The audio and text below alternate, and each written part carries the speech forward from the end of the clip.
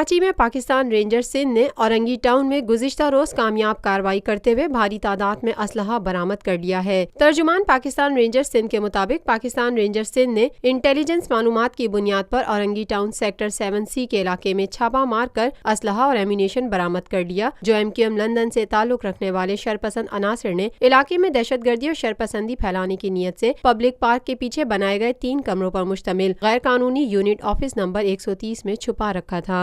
तर्जुमान के मुताबिक बरामद किए गए असलहे और एम्यूनेशन में 1 अदद LMG बीमा 1 अदद एम्यूनेशन बेल्ट, 1 अदद किलाशनकोव बीमा 11 अदद मैगजीन और 1 अदद लिंक बेल्ट, 1 अदद 222 राइफल, 2 अदद 30 बोर पिस्तौल मैगजीन और 1850 अदद मुख्तलिफ इकसाम के राउंड्स शामिल हैं। तर्जुमान पाकिस्तान रेंजर्स सिंध के मुताबिक ये असलहा और एम्यूनेशन शहर में टारगेट किलिंग और दहशतगर्दी के लिए इस्तेमाल होना था।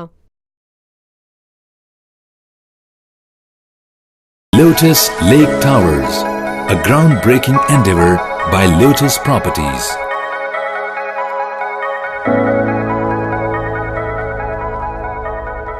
यह है खबर का जहां और आप देख रहे हैं TNN TV।